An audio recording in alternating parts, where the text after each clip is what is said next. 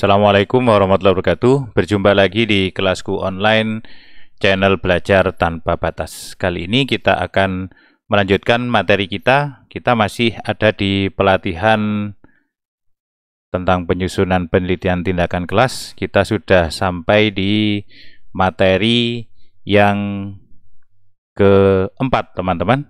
Jadi kita masih melalui tahapan yang kedua, teman-teman. Setelah kita kemarin identifikasi masalah dan kita sudah mendapatkan judul, jadi saya harapkan teman-teman sudah mendapatkan judul semuanya, sehingga kali ini kita langsung menuju ke materi kita, yaitu menyusun bab 1, yaitu pendahuluan. Nah, berdasarkan judul yang teman-teman susun, maka nanti kita akan menyusun bagaimana cara membuat latar belakang dan teman-temannya yang ada di bab 1. Baik, kita langsung mulai teman-teman di materi yang keempat, menyusun bab 1 pendahuluan. Di pertemuan sebelumnya saya sudah memaparkan dan judul saya adalah penerapan self-directed learning berbantuan modul terintegrasi dengan YouTube. Teman-teman, nanti akan saya tunjukkan judulnya lagi di latar belakang. Baik, yang pertama teman-teman, kita akan bicara tentang latar belakang masalah. Apa sih latar belakang masalah ini? Kok begitu pentingnya di dalam penulisan penelitian tindakan kelas? Yang pertama adalah latar belakang berupa informasi yang tersusun secara sistematis berkenaan dengan fenomena dan masalah problematik yang menarik untuk teliti. Jadi, teman-teman, dalam memaparkan deskripsi dari latar belakang, maka teman-teman harus menyusunnya secara berurutan, mudah dicerna dan logis, yang nanti memang menjadi pintu masuk bagi pembaca atau bagi tim penilai untuk melihat apakah yang kita teliti itu menarik atau tidak, penting atau tidak, menyelesaikan masalah di kelas atau tidak. Sehingga teman-teman dalam menyusun latar belakang, teman-teman harus menyusun secara logis, teman-teman. Yang kedua adalah, apa sih latar belakang itu? Bagian yang menjelaskan tentang alasan mengapa masalah dalam penelitian ingin diteliti. Ini kuncinya, teman-teman. Semua penelitian tindakan kelas berasal dari masalah yang ada di kelas. Tidak boleh berasal dari masalah di luar kelas. Sehingga teman-teman harus dengan jeli nanti ketika ingin memaparkan deskripsi di latar belakang, maka teman-teman harus berawal dari masalah yang teman-teman hadapi di kelas. Nah, pentingnya permasalahan dan pendekatan yang digunakan untuk menyelesaikan masalah tersebut, baik dari segi teoritis dan praktis. Teman-teman, di latar belakang inilah nanti poin dari langkah selanjutnya, karena latar belakang ini bagaimana kita menguraikan permasalahan-permasalahan di kelas, dan permasalahan itu memang penting untuk diselesaikan. Yang ketiga, teman-teman, alasan rasional. Rasional artinya masuk akal. Esensial artinya penting. Yang membuat peneliti tertarik untuk melakukan penelitian berdasarkan fakta di lapangan, teman-teman, hasil dari refleksi awal. Yang kedua adalah data. Misalnya, teman-teman ingin meneliti tentang hasil belajar, maka teman-teman harus mempunyai data tentang hasil belajar siswa. Yang ketiga adalah referensi. Karya ilmiah tidak akan dipisahkan dari referensi. Referensi adalah sebagai penguat dari apa yang kita tulis, sehingga apa yang kita tulis ini lebih meyakinkan dan didukung oleh penelitian-penelitian sebelumnya atau temuan-temuan dari penelitian yang telah dilaksanakan. Kalau memang ini adalah inovasi kita, maka bagaimana kita menyusun temuan-temuan itu menjadi penguat bagi apa yang ingin kita teliti. Yang selanjutnya, teman-teman, apa saja unsur dari latar belakang? Maksudnya apa? Kita ingin lebih mudah menyusun latar belakang karena saya selalu mengamati teman-teman ketika menyusun latar belakang itu terlalu luas. Yang pertama, tidak fokus kepada masalah dan terlalu melebar. Artinya apa? Berarti di sini dibutuhkan keterampilan, dibutuhkan sebuah kerangka agar teman-teman terpandu atau terpadu oleh apa yang nanti akan ditulis oleh teman-teman di latar belakang. Apa saja 5 unsur ini, teman-teman?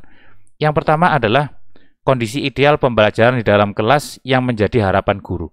Apa sih yang teman-teman inginkan ketika teman-teman ada di kelas? Apakah motivasi anak tinggi? Apakah hasil belajar tinggi? Apakah semuanya yang kita inginkan yang baik-baik saja? Itu adalah kondisi ideal. Yang kedua, ketika kondisi ideal sudah kita tulis, maka kita harus compare, kita harus bandingkan dengan kondisi yang saat ini atau yang sedang terjadi pada saat pembelajaran di kelas. Coba teman-teman refleksi awal atau melihat kembali apa yang teman-teman lakukan, apa yang teman-teman alami, dan apa yang teman-teman dapatkan ketika menerapkan pembelajaran yang seperti biasa teman-teman rencanakan di RPP. Nanti teman-teman akan mendapatkan kondisi yang terjadi pada saat pembelajaran di kelas. Apakah itu anak-anak kurang aktif misalnya, ketika diberi pertanyaan tidak menjawab, tidak ada semangat untuk belajar, dan seterusnya. Nanti teman-teman bisa deskripsikan itu di latar belakang. Yang ketiga, teman-teman, kesenjangan antara kondisi ideal dengan kondisi saat ini, dan yang paling penting adalah penyebab munculnya kesenjangan itu. Ketika teman-teman menetapkan ideal, misalnya ketuntasan belajar anak-anak 85% misalnya, ketuntasan klasikalnya. Tetapi kondisinya adalah anak-anak yang tuntas misalnya hanya 40% atau 50%. Maka ini terjadi masalah. Kira-kira masalah ini terjadi kenapa? Nah, itu dijabarkan di unsur yang ketiga, yaitu adanya kesenjangan. Yang keempat, teman-teman, pentingnya penyelesaian masalah, dengan kata lain, dampak negatif jika permasalahan di kelas tersebut tidak diselesaikan. Teman-teman di sini bisa mendeskripsikan bahwa masalah yang teman-teman hadapi atau masalah yang muncul itu memang benar-benar harus segera diselesaikan. Kalau tidak diselesaikan, nanti akibatnya adalah A, B, C, D. Nanti teman-teman jabarkan di paragraf yang keempat. Yang terakhir, teman-teman, setelah teman-teman mengetahui bahwa masalah itu harus diselesaikan, maka teman-teman harus memiliki alternatif atau teman-teman harus punya treatment yang terbaik yang teman-teman yakini dapat menyelesaikan masalah. Jadi ini adalah urutan logis agar teman-teman tidak melebar kemana-mana ketika ingin mengungkapkan latar belakang. Sebagaimana kalau teman-teman menyusun skripsi atau tesis atau bahkan disertasi, teman-teman. Jadi dari sini maka kita dapat belajar bahwa sesuatu masalah itu datang dari kelas. Teman-teman tidak perlu menjabarkan hal-hal yang lain yang di luar kelas, sehingga nanti akan menambah ini ya masalah baru di latar belakang teman-teman dan tidak ada hubungannya dengan apa yang ingin teman-teman teliti. Nah, kita akan ke latar belakang dulu, teman-teman. Kita lihat contohnya, teman-teman. Baik, kita akan langsung ke bagaimana contoh latar belakang tadi. 5 unsur itu kita akan langsung terapkan, kita praktikkan langsung di template. Teman-teman silahkan teman-teman lihat template yang sudah dibagi. Di sini sudah saya beri petunjuk bahwa paragraf pertama adalah kondisi ideal pembelajaran di dalam kelas yang menjadi harapan pendidik atau peneliti. Teman-teman, di sini coba silahkan teman-teman amati apa yang sudah saya kerjakan, teman-teman. Jadi paragraf pertama yang dimaksud di sini bukan berarti hanya satu paragraf, teman-teman. Jadi minimal kalau teman-teman belum bisa berimprovisasi, teman-teman bisa langsung menggunakan 5 paragraf saja, 6 beserta penutupnya. Jadi tidak perlu menambahkan lagi misalnya, agar nanti tidak melebar kemana-mana. Kalau teman-teman bisa berimprovisasi, maka teman-teman bisa menambahkan beberapa paragraf. Misalnya di sini kondisi ideal, teman-teman menggunakan 2 paragraf. Nanti permasalahan menggunakan 2 paragraf dan seterusnya. Tidak ada masalah. Itu adalah pengembangan. Sehingga di sini paragraf pertama yang dimaksud di sini adalah bagian yang pertama. Kalau boleh saya bilang, kalau teman-teman lebih dari 2 paragraf misalnya, berarti ini adalah bagian pertama, yaitu kondisi ideal pembelajaran di kelas yang menjadi harapan. Nah, sekarang adalah pembelajaran masa pandemi, jadi era pandemi, maka pembelajaran yang saya usung adalah pembelajaran daring. Jadi ini saya cerita dulu munculnya pembelajaran daring yang sekarang sudah dilaksanakan. Jadi di sini saya cerita dulu teman-teman. Nah, di sini saya ceritakan bahwa muncul awalnya dari pembelajaran daring waktu itu adalah munculnya coronavirus. Sehingga pada bulan Maret waktu itu semua sudah dihimbau untuk melaksanakan pembelajaran jarak jauh atau pembelajaran daring. Nah, sini saya ceritakan apa sih pembelajaran jarak jauh atau pembelajaran daring itu. Jadi teman-teman bisa menggunakan istilah pembelajaran jarak jauh atau pembelajaran daring atau pembelajaran online. Yang penting teman-teman menggunakan kata itu secara konsisten. Nah, jadi di sini saya mengambil dari beberapa pendapat dari jurnal teman-teman. Di sini pembelajaran jarak jauh adalah, ini saya ambilkan dari tulisannya atau jurnal yang ditulis oleh Sofa dan Hani tahun 2020 di halaman 17 dan 20. Terus di sini saya juga utarakan lagi tujuan dari pembelajaran jarak jauh. Ini ada di paragraf yang pertama sebagai pembuka. Nah, yang paragraf yang kedua teman-teman, di sini masih ada di bagian yang pertama yaitu kondisi ideal, yaitu saya menyoroti bagaimana agar pembelajaran jarak jauh seperti yang kita inginkan, yaitu pembelajaran yang bermakna tanpa menuntut adanya seluruh ketulisan capaian kurikulum. Ini saya ambil dari pedoman pembelajaran jarak jauh yang dikeluarkan oleh Mendikbud, yaitu surat edaran di nomor 4 tahun 2020. Jadi ini yang saya inginkan, bahwa pembelajaran jarak juga memberikan variasi aktivitas dan tugas belajar dari rumah misalnya. Pembelajaran jarak jauh juga disertai umpan balik dan seterusnya. Ini adalah kondisi ideal yang kita inginkan atau yang kami inginkan. Nah, pada bagian yang kedua, teman-teman silakan mendeskripsikan bagaimana kondisi saat ini atau yang sedang terjadi atau yang telah teman-teman lakukan selama ini. Apa saja? Nah, di sini saya uraikan bahwa hasil pengamatan terhadap pembelajaran jarak jauh atau daring, di sini saya katakan sebagai secara mandiri, teman-teman. Jadi, saya ingin melihat nanti pembelajaran jarak jauh secara mandiri. Jadi, self-directed learning, saya namakan ini pada mata pelajaran fisika, teman-teman. Jadi, ini adalah refleksi awal saya terhadap pembelajaran yang telah saya laksanakan ketika ada di sekolah. Nah, seperti ini saya menguraikannya, teman-teman. Teman-teman bisa membaca, ya.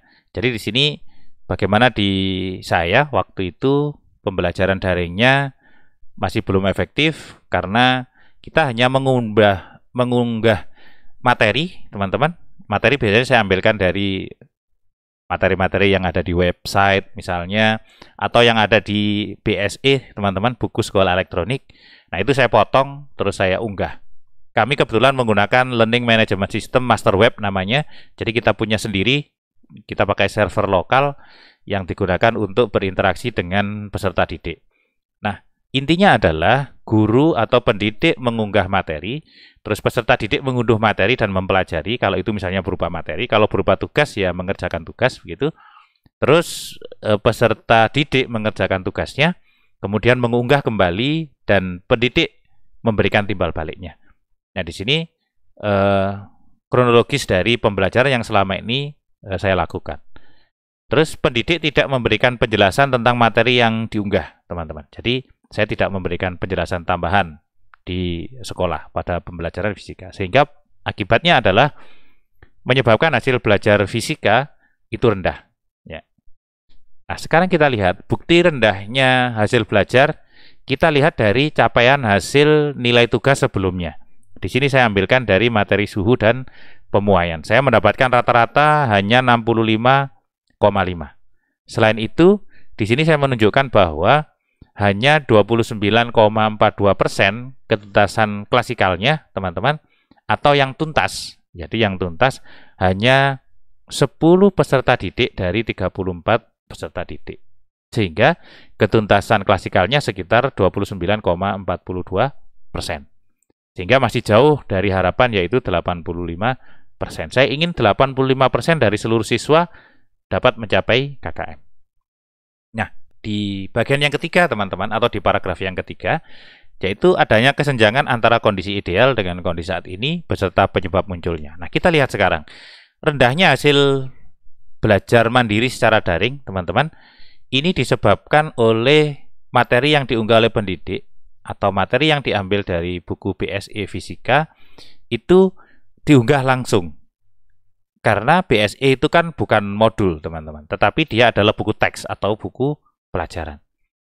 Yang kedua adalah peserta didik tidak mampu mempelajari secara mandiri karena tidak diberi penjelasan tambahan, maksudnya di sini oleh pendidik.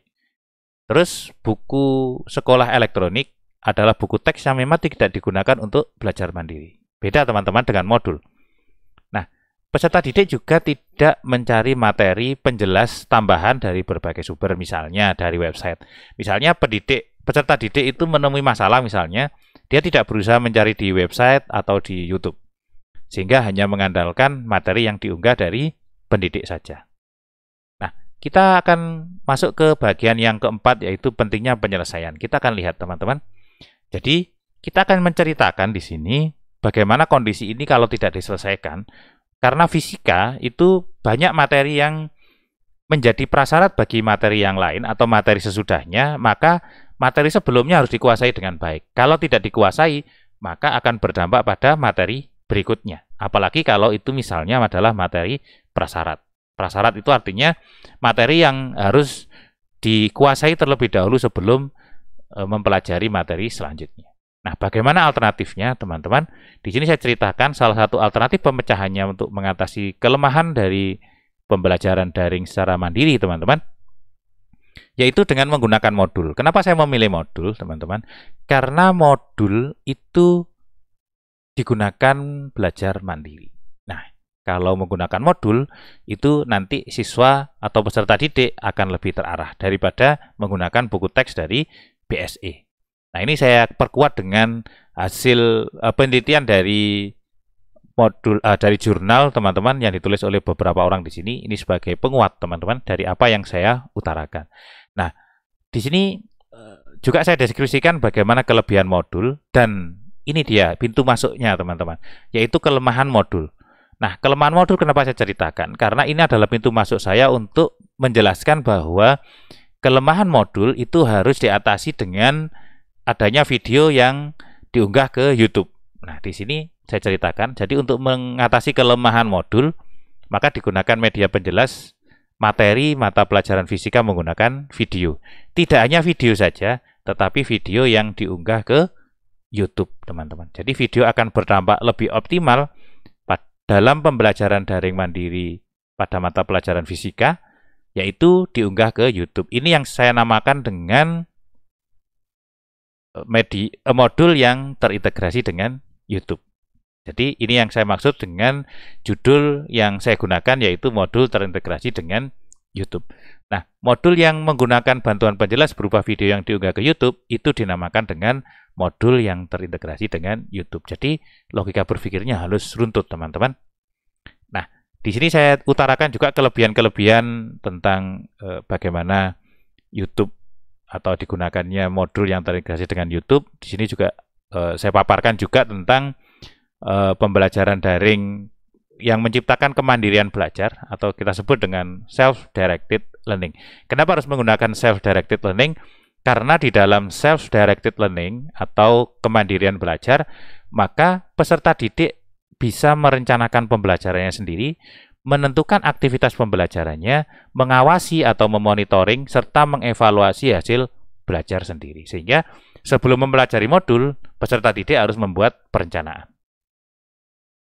Nah, ini adalah logikanya, teman-teman, sehingga di sini kesimpulannya berdasarkan uraian tersebut, pendidik atau peneliti, teman-teman boleh silakan tertarik meneliti judul penerapan self-directed learning, teman-teman. Ini adalah judul saya. Jadi judul banyak juga tidak ada masalah karena ini PTK. Penerapan self-directed learning berbantuan modul terintegrasi dengan YouTube dalam pembelajaran daring era pandemi untuk meningkatkan hasil belajar fisika, materi listrik, pada peserta didik kelas 10 multimedia atau 10 mm SMK Negeri 1 Sukomo Mojokerto semester 2 tahun 2020-2021. Nah, ini bagaimana cara membuat latar belakang teman-teman, sehingga teman-teman nanti bisa memahami bagaimana cara menyusun latar belakang. Oke, teman-teman, kita lanjutkan ke rumusan masalah, teman-teman. Apa sih rumusan masalah itu? Setelah kita tahu bahwa pentingnya apa yang ingin kita lakukan dalam penelitian, maka selanjutnya adalah bagaimana kita merumuskan masalah. Apa sih rumusan masalah itu? Pernyataan singkat berupa pertanyaan untuk mengidentifikasi suatu masalah yang akan diteliti dan dicarikan penyelesaiannya. Yang kedua adalah rumusan masalah harus dinyatakan dengan singkat dan jelas. Nanti akan sangat mudah, teman-teman. Sebenarnya di bab 1 ini masalah utama kita adalah membuat latar belakang. Kalau selanjutnya itu gampang, teman-teman. Yang ketiga adalah kumpulan pertanyaan yang dicari jawabannya dengan metode cara mengumpulkan data melalui metode penelitian. Yang terakhir adalah rumusan masalah disusun harus sesuai dengan judul yang dibuat dan dalam penelitian tindakan kelas. Oke, kita langsung ke rumusan masalah, teman-teman. Jadi, kita akan lihat di template, teman-teman, bagaimana rumusan masalah itu disusun. Oke, kita lihat di sini karena saya menggunakan hanya satu ini, teman-teman ya, hanya satu variabel yaitu hasil belajar saja. Karena pembelajaran daring itu kita tidak bisa melakukan pengamatan, teman-teman. Jadi, saya ambil hanya hasil belajar saja. Maka, teman-teman tinggal hanya menambahkan apakah di depan judul, teman-teman. Dan untuk tadi diganti dengan dapat. Itu apakah penerapan self-directed learning berbantuan modul terintegrasi YouTube dalam pembelajaran daring era pandemi dapat meningkatkan dan seterusnya. Jadi itu caranya, teman-teman. Sangat mudah untuk membuat rumusan masalah. Kalau misalnya ada dua, misalnya teman-teman menilai hasil belajar dan mengamati motivasi misalnya, maka teman-teman bisa menambahkan berarti ada dua. Jadi, semua harus berpatokan pada variabel terikat yang kita teliti. Kalau ada dua ya dua, kalau ada tiga ya tiga, dan seterusnya. Baik, teman-teman. Rumusan masalah sudah selesai, dan begitu mudahnya, teman-teman. Sekarang kita masuk ke tujuan penelitian, teman-teman. Apa sih tujuan penelitian itu? Kita akan lihat tujuan penelitian adalah pernyataan mengenai target yang ingin dicapai melalui penelitian. Berkaitan erat dengan rumusan masalah yang telah dibuat. Dan yang selanjutnya adalah pernyataan positif dari rumusan masalah. Dirumuskan dengan menghilangkan kata tanya dan tanda tanya yang ada dalam rumusan masalah. Gampang, teman-teman ya.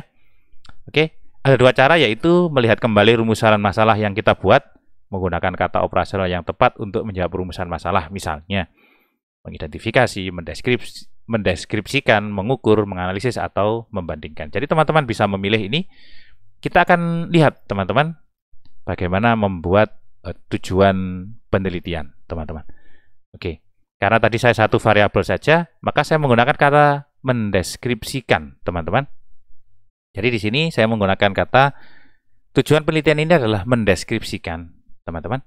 Penerapan self-directed learning berbantuan modul terintegrasi dengan YouTube dalam pembelajaran daring era pandemi untuk meningkatkan hasil belajar dan seterusnya. Nah, ini cara membuat tujuan penelitian. Selanjutnya adalah kita akan membahas tentang bagian akhir dari bab 1, yaitu manfaat penelitian. Teman-teman, kita akan lihat manfaat itu apa. Hasil penelitian tindakan kelas akan memberikan manfaat kepada siapa saja. Yang pertama adalah pendidik atau guru, peserta didik atau siswa, sekolah, yang di sini nanti kita akan menggunakan kata-kata kepala sekolah, jika hasil penelitian berpengaruh terhadap proses pembelajaran yang ada di kelas. Manfaat penelitian merupakan dampak dari pencapaian tujuan.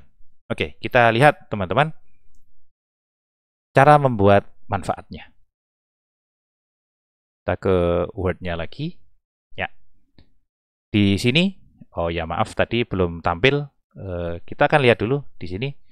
Jadi, manfaat penelitian adalah hasil penelitian yang memberikan pengaruh kepada pendidik, teman-teman, peserta didik, dan sekolah. Jadi itu merupakan stakeholder yang nanti akan merasakan apa yang kita lakukan. Nah, manfaat juga akan berdampak dalam pencapaian tujuan. Maaf tadi belum tampil, teman-teman. Oke, kita akan lihat di Word-nya, teman-teman, bagaimana cara membuat manfaat penelitian di dalam PTK, teman-teman. Oke, kita akan langsung ke template. Ya.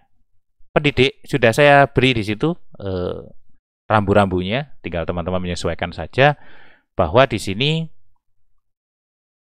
bagi pendidik, manfaat yang dirasakan adalah memicu pendidik lain untuk melakukan penelitian tindakan kelas pada mata pelajaran yang lain. Jadi jangan pesimis teman-teman bahwa apa yang kita lakukan itu dapat memotivasi teman kita yang lain. Juga meningkatkan profesionalitas pendidik sebagai agen pembelajar, termasuk menerapkan pembelajaran yang variatif yang memang sesuai dengan kondisi kita saat ini. Peserta didik merasakan apa? Peserta didik akan merasakan bahwa hasil belajarnya akan meningkat. Dan juga peserta didik akan lebih tertarik pada pembelajaran daring yang bervariatif dan menarik dan akan mampu meningkatkan kemampuan kognitif, psikomotor maupun afektif. Sekolah atau kepala sekolah di sini yaitu proses diseminasi. Jadi kepala sekolah atau sekolah memfasilitasi melakukan seminar kepada teman-teman tentang hasil penelitian yang sudah kita buat. Bisa dalam bentuk rapat rutin misalnya, seminar kolegial atau in-house training, atau workshop, serta kegiatan-kegiatan lain yang memberi kesempatan kepada pendidik yang melakukan atau membuat PTK, teman-teman, sehingga teman-teman lain akan termotivasi untuk melakukan hal yang sama. Nah, ini adalah bab 1, teman-teman. Yang perlu teman-teman ketahui adalah yang ada di buku 4, itu tidak dijelaskan secara rinci, bahwa bab 1 itu isinya apa begitu. Sehingga kita bisa menerjemahkan menjadi bagian-bagian yang biasanya umum, teman-teman. Apakah boleh menambahkan misalnya definisi istilah atau pengertian misalnya? Tidak ada masalah. Yang penting sistematika minimal itu sudah kita capai. Sehingga dari situ maka kita sudah bisa mengatakan bahwa PTK kita sudah sesuai dengan buku 4. Nah, itu beberapa hal yang ingin saya sampaikan dalam menyusun bab 1, yaitu pendahuluan yang tadi terdiri dari latar belakang, rumusan masalah, tujuan penelitian, dan manfaat penelitian. Baik teman-teman, kita akan ketemu di Zoom dalam diskusi tentang bab 1. Jadi teman-teman bisa menyelesaikan bab 1, jadi latihan dulu, nanti baru kita akan diskusi di forum menggunakan Zoom. Kita bisa diskusi di sana, kita bisa berbagi di sana, kita bisa belajar di sana. Terima kasih. Jangan lupa like video ini, jangan lupa subscribe, dan bila ada hal yang kurang dimengerti silahkan isi kolom komentar, nanti akan saya tanggapi. Terima kasih. Assalamualaikum warahmatullahi wabarakatuh.